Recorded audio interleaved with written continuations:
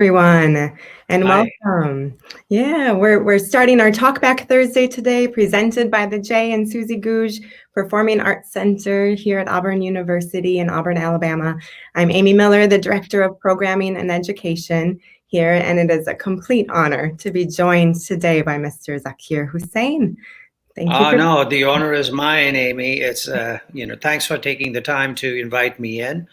And I'm happy to be here and to meet you in person in advance of we actually meeting in person. Yes, which will be soon. It's such a pleasure. Yeah, You're so kind. Thank you. So you are currently on tour in St. Louis, Missouri, correct? yeah, yes. Planning to go visit the Arch sometime today, Yeah. and the people in the band want to go do that and go looking for some old vinyl records because, according to our drummer maestro, Mr. Marcus Miller, this is the place to be able to buy some old vinyl records. Okay. So we're going to So Louis is part of that go lineage. hunt around a little bit for that and see what we come up with. Brilliant, fun. That's one of the perks of traveling and touring, Yeah. right? Hmm. Discovering different fun little record stores. Well, we Yeah, have a yeah. couple around here. If you're interested, I'll let you know. Oh, good. Look forward to them. Yeah, absolutely. So you will be arriving to Auburn this weekend, and we have an exciting performance with you Sunday evening with your Masters of Percussion program. Oh, So, I'm excited about it because we played what 5 different places so far, including St. Louis, and a span of about 9 days. And each performance is different because we subtract a person for one, we add a person for the other one, so that all the webcasters don't feel like they're getting the same package, and it's different. But in any case, musically, it's different because the core of our performance MO is that we improvise. So obviously, it's not going to be the same every day. So that's great. And we had one live performance in Norfolk, Virginia, and so yours is the second one. And yeah, very excited. It was an inspiring and a liberating moment after a whole year of not seeing people to and play for them to actually do that. And this is really a blessing that you all have bestowed on us, given us an opportunity to be able to share our music again with the live audience. So our deepest gratitude. We're much obliged for that. it is For all this ours. for this gift. Thank you. Oh, the gift is all ours in terms of having you attend our Thank you. Performing Arts Center. Zakir, you were part of our inaugural season originally. You were slated to come here a year ago. That's right. I was going to come with two lovely ladies, beautiful performers. I think Jayanti and Kala, ancient veena player, string old instrument, and a newer Indian classical fiddle player. So, and I was really looking forward to that, but we have to leave that for another day. Yes, maybe down the road you'll be able to come back with the two of them. Yeah, yeah. Yeah. But If we'll there's some good food on offer in Alabama, then we'll think it's about coming Alabama. back. Yeah, we'll take care of that for you. Okay, Absolutely. Yeah. thank you. So I am curious. I want to dig in a little bit into how you are touring again and give our audience a little bit of a background. Zakir, you are an incredible musician that has been touring since the age of 12. Yeah. And touring is in your bones. The music is in your blood and your lineage. What has it meant for you to be a touring artist that is not touring, or at least live, right? To have access to live in-person audiences during this time. Well, the first 3 or 4 months were very difficult. I mean, because it just came up on us. It was just slapped on us with no prior warning. It just happened, and nobody's fault. It just was, and it is what it is. And so I flew in from India March 5th last year, 2020, and started to prepare for this tour that we were supposed to do with the Jayanti and Kala. And we were setting up flights and things and hotels and all. And next thing that we know, we had to start canceling. And it's okay, 1 week cancel, next week cancel, next week cancel. It was like that. So there was a whole amount of uncertainty, and so therefore frustration, and actually some kind of a fear of not having any control over my life anymore, and that was difficult. But what happened was my daughters, one who lived in LA with her husband and my granddaughter, of course, they and my other daughter who lived nearby us decided to move in with us again. And so we formed a bubble in our home, in my home, and just were there to support each other, and that kind of brought some form of stability and calm in our home, and they wouldn't let us go out. They did all the shopping. They said, "You're older generation, stay home," and so on. So that was good. And again, no clue on what to do next, what to do next, what to do next. But eventually, gradually, I started to find my way into my music again, started practicing again, and started doing this Z Files, which was just my way of connecting with drummers all over the world, and just kind of get online on Zoom and talk to them on Instagram, and then just play a little music, and just, it's a free thing for everybody. And that led to other people joining in, and then suddenly this thing started happening. Hey, why don't I send you a recording and you play on it and send it back, and we'll send it to somebody else. And so this long distance recording system started to emerge. And so I made a record with John McLaughlin and an Indian singer, Shankar Mahadevan, a Bollywood singer, and we call it "Is That So?" And so that record came out. Another record with bassist Dave Holland and saxophone player Chris Potter was made, and then one-off songs with different artists started to emerge, and that led to other people noticing that things are happening. So then San Francisco Symphony commissioned me to write 3 pieces for a very whittled down number of musicians of theirs to be video recorded in social distance, long, separated warehouse with baffles in between. That happened. Then Michael Tilson Thomas, the conductor of the New World Symphony in Florida, came out and said, "Write a piece for my percussion ensemble, Symphony Orchestra." So all that started to emerge. Film score came by to write music for a film, and fantastic. So next thing you know, there was a hell of a lot going on, and so it was good. But what was very important for me, if I may continue, is that I got to sit back at home and listen to cassettes of my teacher, my father. Since the age of 7, he used to sit me down at home, like around 2 a.m. in the morning. He'd wake me up, and then we'd sit outside in the balcony in Mumbai, facing the sea. And he talked to me about music, about rhythm, about our traditions, about compositions and where they come from and their lineage and their history and all that. And because he had given me a boombox that he had brought from Los Angeles when he was on tour with Ravi Shankar, I was able to stick cassettes in it and record it. So I had this whole bunch of cassettes that I've been slowly digitizing, but not really listening to it. And then by the time I was 12, I got so busy, started performing, that I did not pay attention to this pile of cassettes. And so whatever the surface meanings were that I grabbed and observed from his talks were there, but an in-depth understanding of what he was telling me and talking to me about our music, our tradition, our lineage, and so on, did not really register as best as it should have. And so this time I started to, personally digitize these and all this information. And suddenly I was way back there, back into the future, or whatever you want to call it. And I was right there in front of him, and I was listening to him talking to me. And those same sentences, those same,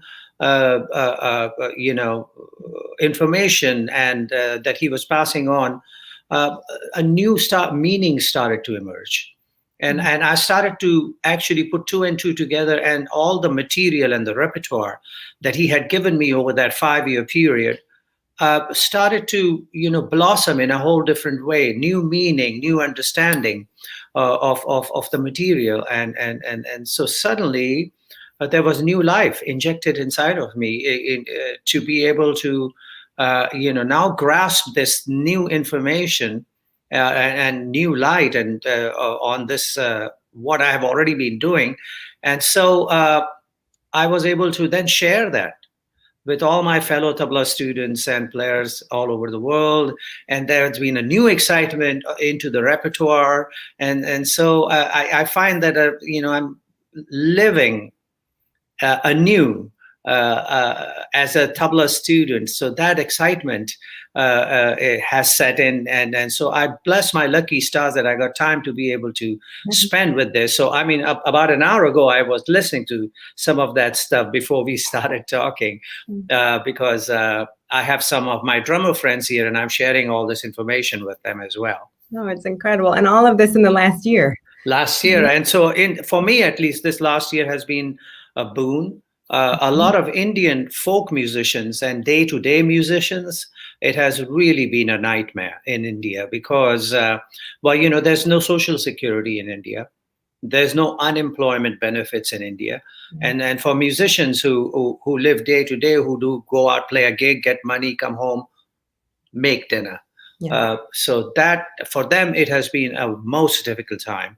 And so some of us fortunate ones, there's about 20 of us musicians who got together and created a fund, and we pay into that fund every month, and weekly rations of grains and fruits and vegetables and stuff are being made available in big boxes for each one of those families. So there's about 134 families of musicians that we are trying to support as best as we can, and it's really tough for them. It's very, very tough, and that's just the musicians. Then there are daily wages like street hawkers and porters and just all sorts of street food and what they are all not working.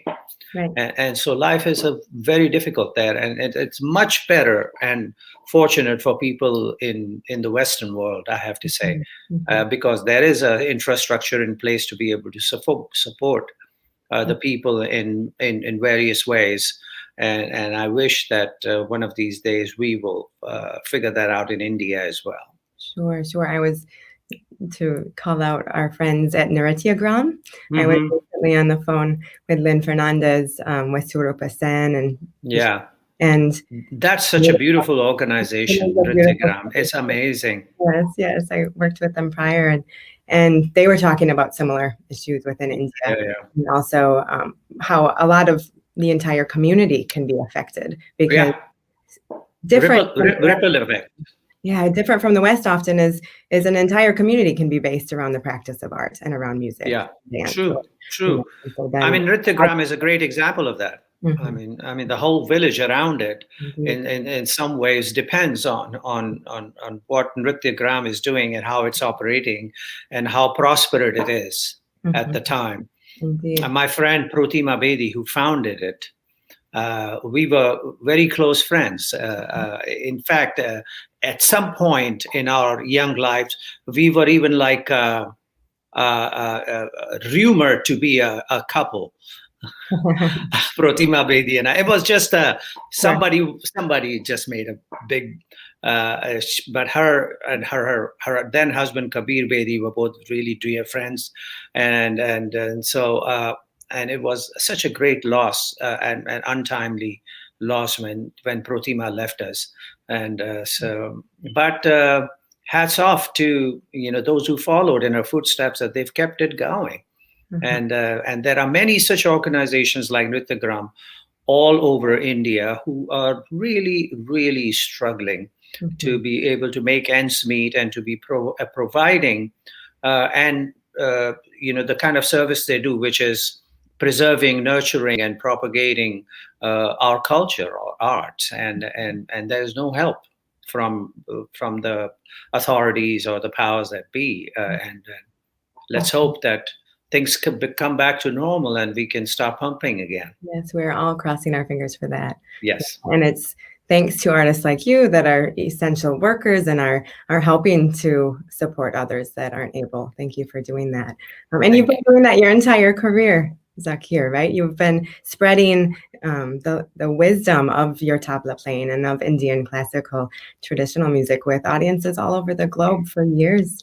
Well, I have to say, I don't know if it's wisdom. All I know is that I'm being allowed to and given the opportunity to share that which I have received in transmission from my peers. I mean, and I have to say that I'm just one little speck in the whole painting. And when he says Zakir Hussain's coming with Masters of Percussion, they are more important than I am. They make me who I am, and their greatness elevates everything that I seem to, as the voice of the group, represent. And so it's them, a lot of them, who make it possible. And when you talk about Marcus Gilmore or Ananta Krishnan or Pesha Makhawas, and now we have Ganesh Rajgopalan, the South Indian classical fiddler, and so all of these people, they make it, and we have to prepare. We have to be very careful. I mean, even though I'm vaccinated, totally done, about 6 weeks ago, finished, we still had to do all COVID tests, and everyone had to do COVID tests, and we got together and waited for many, many days, interacting, and because we are traveling together, to be able to then finally get on the road. And there's no outside activity. We are still maintaining our social distances with everyone, wear masks, and I don't know how, and I believe the situation in Auburn is that we will be wearing masks when we perform, right? When you perform, that is your call as artists on stage. Yeah. We will make sure that anyone in which you come in contact with social distancing, we're practicing all of the protocols that are. Yeah, I thought if I could wear masks and I could substitute myself with someone else, and nobody would know with the mask on. I think everyone will pick up on it. I don't think you can. Yeah, but it's wonderful to hear about how you think of your ecosystem and your ensemble. As a circular notion, right? As everyone playing together to make it all come together. Absolutely. I mean, my father always told me, don't try to be a master, just try to be a good student, and you'll get by just fine. And it's true. Every day you learn something different, something new. So for you to acclaim yourself as a master or an ustad or a maestro of some sort, it does not, for me at least, hold water. I'd rather be known as a student of the arts, and so allowed to then fail and falter and fall flat on my face, attempting to do something, and be accepted as a natural process of learning in my life, and allows me to be able to reach for the skies. When you are expected to be a master, it's more like you are up here and you're reaching down to take somebody up, which is an amazing responsibility. But if you are a student, then you can just hold hands together and try to rise together. And that to me is such an amazing thing when you sit in front of an audience and you're performing, and suddenly you all lock in on that same wavelength. And next thing you know, there's this magical moment where 30 minutes go by and it feels like 3 minutes. And it's like a moment of revelation that puts you on a higher plane, and suddenly you've been energized and rejuvenated and ready to face the world again.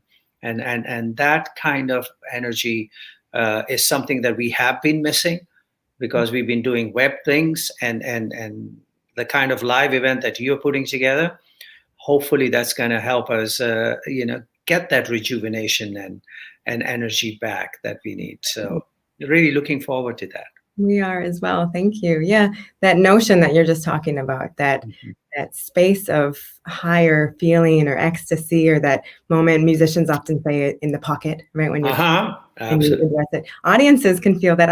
I've been fortunate enough to be in an audience. I saw Dave Holland and you and Chris Potter perform at the Fringe Festival in Edinburgh.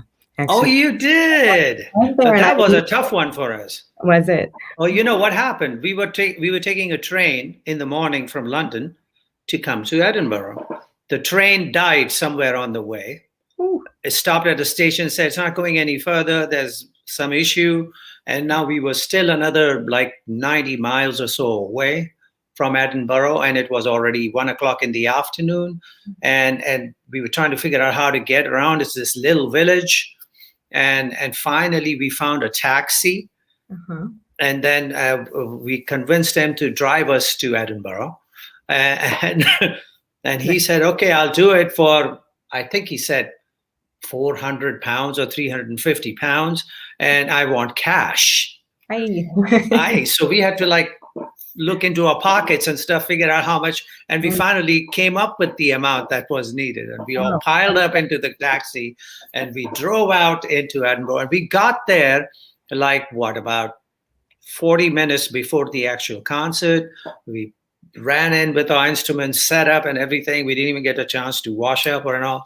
And we got on the stage to play. So in that sense, it was a little bit of a rush. But I think as the music began, certain amount of calmness descended upon us, and we ascended into a floating plane of existence. And that was a lot of fun. well, and we were all right there with you. It's a brilliant Oh, thank performance. you. Thank Yeah, you very much. yeah, Thank you. yeah. There is a notion that I am very fond of. It's in terms of that. Have you heard of the sender? It was Yeah. the sender, the notion. It was actually a slang word that was used in Harlem and around the country, around the Mhm. U.S. at least, during Uh-huh. the 40s, 50s, 60s, right? Zora Neale Hurston has spoken about it. I know various writers talked about it. But that notion of being able to be lifted by a musician to an extra space, to Uh-huh. another beautiful space of Yeah. harmony. Yeah. Yeah. Yeah, great. But to give us all the credit is not really correct as musicians doing it, because I mean Harmonization. the awareness and the ability to be able to visualize, recognize, and how should I say, to plug in Mhm. to that moment, so that you can rise with us, has so much to do with the ability of the audience as well. Yeah. And then so a goodly amount of credit must be given to the people, Mhm. because if they are not in with us, no matter what we do, it'll be us banging our heads against the wall. And so we must give credit to the audience. And in this day and age, the audiences are so well informed. It's amazing. I mean, in my days, we didn't have YouTube, Facebook, or Google, or CDs or whatever. I mean, so we had no way of actually preparing Mhm. for the experience that we are about to have, and putting us in that state of mind in advance. But today, most of the audiences are already well informed. When they get into the hall, they've seen you perform, they've already watched various videos of you and heard your songs and your music, and they know what are your salient features, and what to look for in your music. So to have that kind of comfort when you sit on the stage playing for an audience is such a boon.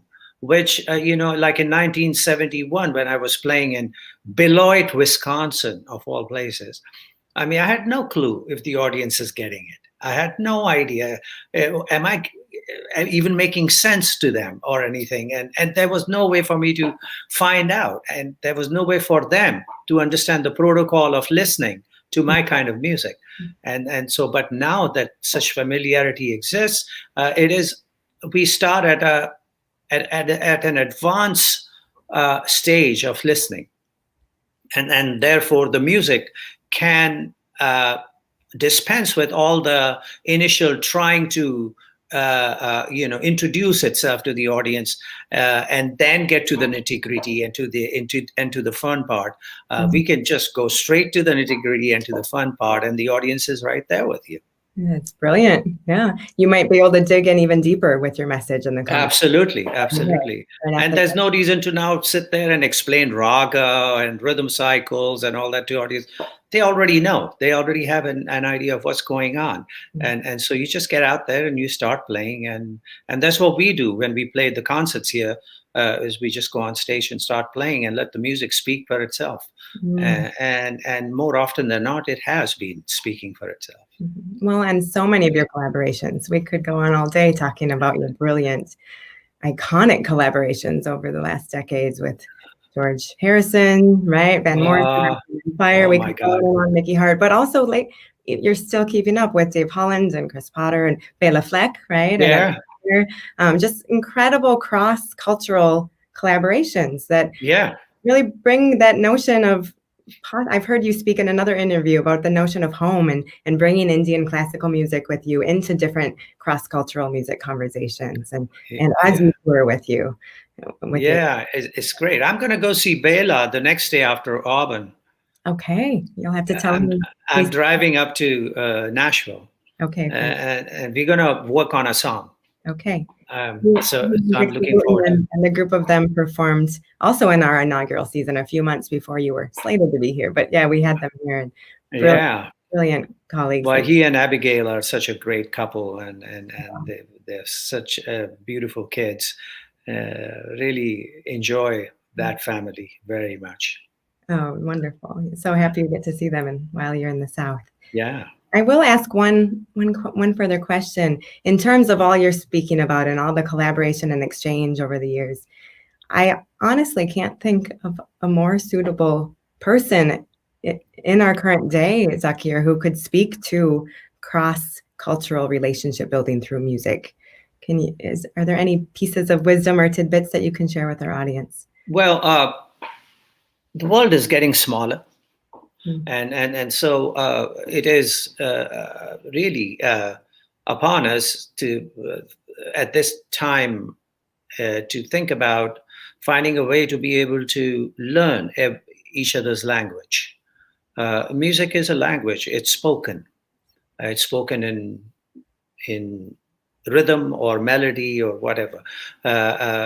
When you go to a concert of Indian classical music, it's improvised music. So there are these musicians sitting in the dressing room and having a cup of tea or something, and you think they are now preparing for the concert, tuning their instruments, discussing what they're going to do. No, they're discussing about the newest restaurant that they just went to, or somebody just bought an iPhone, or somebody's like, okay, I saw this movie, or all that stuff. They're talking about that. They're not even talking about music. And then they get on stage, and at that point, somebody chooses a piece of melody that they're going to work with, and the rest of the group joins in. And so it's basically a continuation of the conversation that they're having in the dressing room. They're getting to know each other better. They're relaxing. They are how everybody is feeling that day, what kind of mood everybody's in. And so when you get on stage, the interaction now, instead of talking Hindi or English or Urdu or something, now it's talking rhythm and melody and speaking this. So it's important that we understand the words and sentences and phrases of each language of music, so that we can then converse and in their words to be able to speak our own story and familiarize with them. So that is something that I feel is very important. People ask me, how do you make fusion music? I don't make fusion music. I just make music.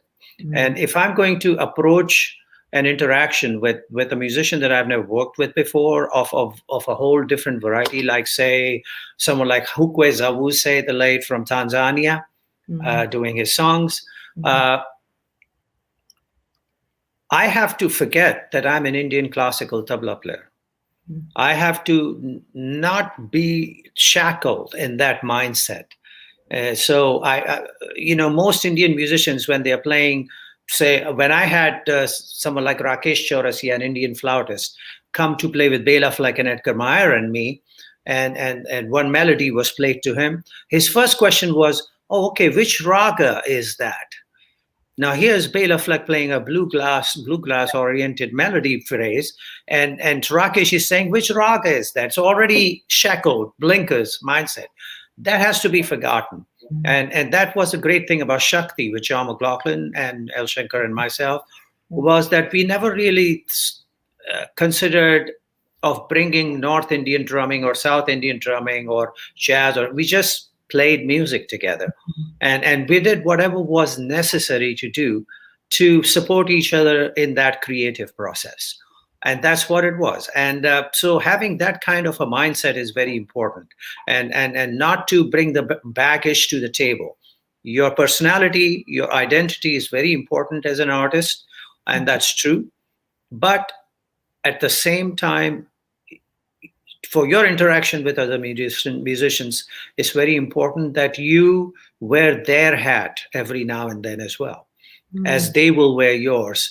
And when that happens, and you allow that to happen, and you're completely confident and have the strength of conviction that you are so deeply connected to your roots that you can throw that away, go out there like an astronaut, spacewalking without being connected to the spaceship, and being able to find your way back, no problem. So interactions must be that I'm a musician, you're a musician, not I'm an Indian or a Muslim, or you are a Christian playing Gregorian kind of music or new music or whatever, but just musicians. And that is something that has taken root among many musicians all over the world, like Bela or Edgar, or it was at the time of John Coltrane or George Harrison. Even though they were great musicians in their traditions, masters, and selling millions of records and stuff, there was still a need to be able to learn more. And that brought them into the presence of people like Ravi Shankar or Ali Akbar Khan, and so on and so forth. And they learned, and without really necessarily needing to do so, they were well off. They were being feted and loved and revered anyway, but they wanted to learn. So therefore, what my father said, be a student, don't be a master. It is very, very correct in this day and age. All musicians all over the world have suddenly realized that it's important to communicate and interact with their kind globally. And to do that, they need to be able to be multilingual and not just concretely set in their ways so much so that they cannot move further out and shake hands with someone else.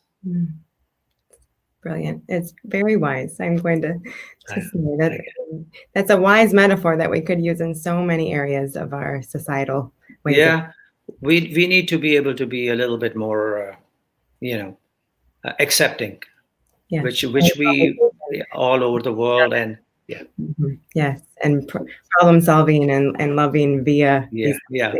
I have to tell you an incident of my childhood. Yes. Okay, so I am 6 years old, 5 years old, 6 years old. So I've started to go to school now. So how did my day begin? At 3 o'clock in the morning, my father woke me up and talked music with me. And now you have to understand, my father is a conservative Muslim family, my mother. Illiterate, they are both illiterate, were both illiterate. But here was this conservative Muslim musician talking to me about the gods and goddesses and the mythology of the music that connected into Hinduism. Okay, so I was listening about Lord Krishna or Lord Ganesha or Shiva and those characters and the music that they represented that we were now performing and learning, and he was doing the same thing. Or Saraswati, the goddess of learning, and so I was learning the couplets that praise Lord Goddess Saraswati, or a little how should I say, a sonata that was in praise of Lord Ganesha, the elephant god, and so on. And here I am, a Muslim, and he's a Muslim, a conservative Muslim, giving that knowledge. Then, after 2.5 or 3 hours of that, I took my paratha, Indian parathas, and lassi or whatever, and then I ran off to the madrasa, and I opened the Quran, and I read the Quran, and learned from that. And then about an hour of that happened, and then I crossed the street and assembled with all my other fellow students in St. Michael's Church. Okay. And then we sang the hymns and everything. And then we were marched to our classrooms. And then we learned history, geography, or whatever, and everything. So within a space of a few hours, I traversed through so many different ways of life and so many different ways of looking at our roots and that which guides us, the spirit that guides us.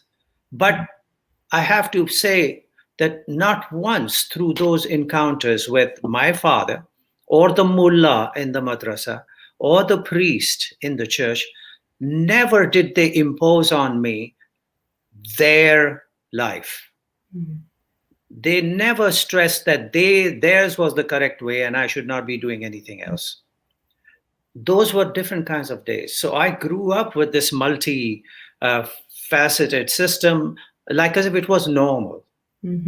It was like, okay, this is how it's supposed to be. And so it was not a problem to invoke Jesus, and sing, Lord is my shepherd, I shall not want, thou shalt not want. Or do the Saraswati Vandana, or even recite from the Quran. And it all felt like it was all one. And so that's how I grew up. And so being married to a Catholic lady, and both my daughters being baptized, and we got married in a church, and it felt normal, and it was a normal thing. And so this kind of acceptance by my conservative father and mother comes from the belief that that the content that drives us comes from the same pond, comes from the same lake or same ocean, whatever you want to call it. And so we are sharing it, some on the other corner and some on that corner and some on that corner, or that shore, whatever. And so if that is what's going on, the acceptance that we are all drinking from the same water is really the most natural thing. And so having brought up in that manner has been a boon for me, and life therefore has been so much more easier to live, whether it's with my Jewish friends like Edgar Meyer or somebody, or my Catholic friends like John McLaughlin or somebody, or my African friends. And it's just been so amazing to be able to work with all of them, because that never comes into play. What we converse in, which is a language of music, is something that we know is our way of life. And if that kind of acceptance can come universally all over the world, who knows what can happen. I mean, I digress and I ramble on, but I really hope for a better world for all of us. It was in no way a digression. That was profound. Thank you for sharing. And it's quite beautiful and extraordinary, and too rare that you were allowed a journey of your own, right? I was. The tools, but encouraged to make it a spiritual and musical journey of your own. Yes, thank you. With no boundaries and impositions laid on me. Indeed. Oh, one can wish that we can hope for that for our generations to come. Absolutely. The lineage that we, the wisdom that we impart. So thank you. I wish I could speak to you all day and just hear from your wisdom and your stories. I know we'll get to. Yeah, the time is of the essence here, but time is a plot to keep everything from happening at once. It's true, right? It's a concept that we're all stuck within. Yes. Yeah. So, well, we will save our time to meet again and share in person, hopefully. Yes. You are, oh, please, Chaitra, Guru Raj, thank you very much. I'm very happy to receive your message. Be safe, wear your masks, wash your hands. And I believe they'll be joining us on Sunday. So yeah, okay. All right. Socially distance together and listen to your music and those of the Masters of Percussion on Sunday. So Sunday, okay. So thank you for all you're doing to build community around our globe, Zakir. Thank you for all you're doing. Thank you, Amy. These times to make it happen to where you can tour. All right. Take care. And please thank that mysterious hand for me as well. Okay. All right. Thank you. We'll see you soon. All the best. Take care of yourself. Thank you. Ciao.